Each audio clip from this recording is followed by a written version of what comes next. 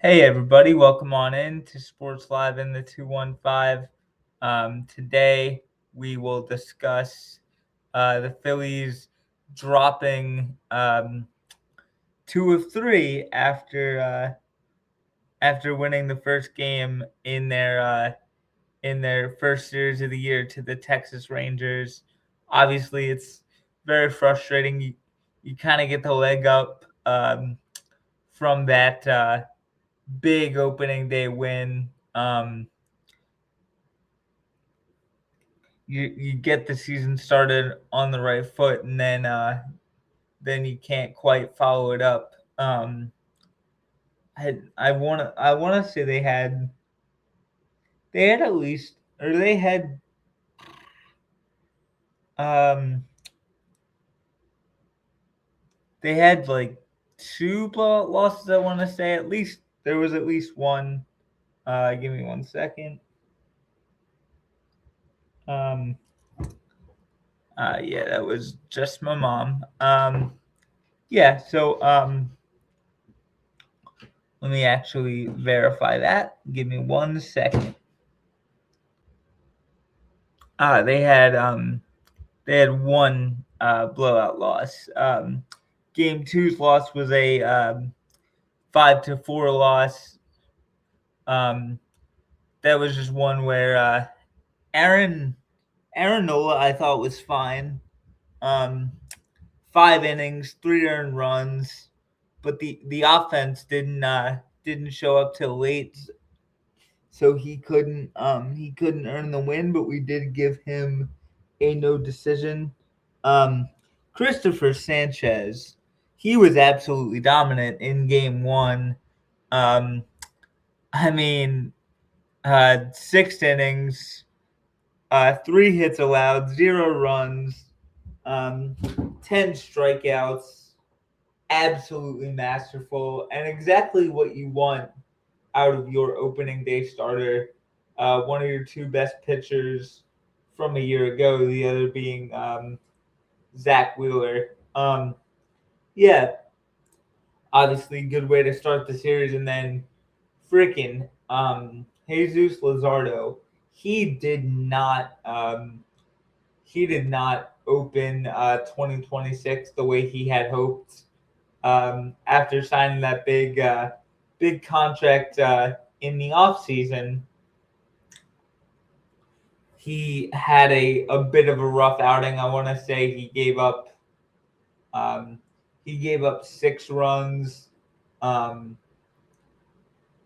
the Phillies offense, they had chances to claw back into Sunday's game, but the lack of timely hitting really did them in. I think Bryce had a chance with the bases loaded, nobody out. He struck out. Boom, either strikeout or pop out. I forget which. Um, but yeah, like I'm not gonna crush Jesus Luzardo. Um, that team over there won the World Series just 3 short years ago. Um, and like a good portion of that team is still over there, and they've lost some pieces, namely their World Series hero Adolis Garcia, who is um, is in Philly. So um, and he had kind of a rough series defensively, but overall, I think he's kind of one of those guys. Like his bat will outweigh his defense, and it didn't turn out to be that way in the first series of the year. Now, with that being said, there's 158 games to go. So do I think these things will all kind of even out and go to their average. Yes, I do. Um, I think Adolis is kind of he's kind of in a new place, playing in the Northeast where there's a tougher fan base when it comes to all sports. Really, I mean that Dallas Fort Worth area is kind of like they're kind of laid back about like most things except football. Football or American football is a religion down in the South. Not to say they don't care about baseball, it's just not as much as football. So,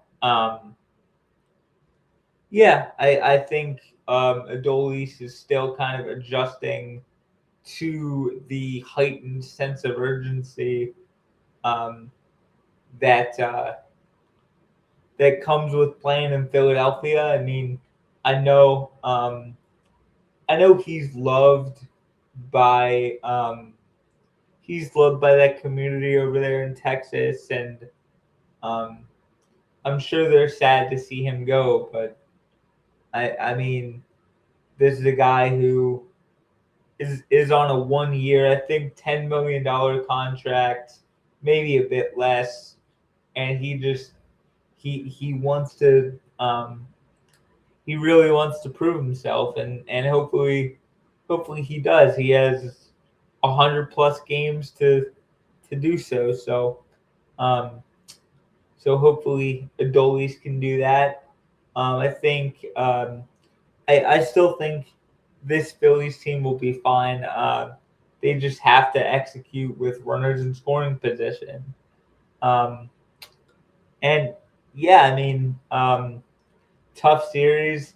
Sometimes that happens. The opening series of the year, you you come back, you come up north from that Florida sunshine, and you're kind of flat because it's still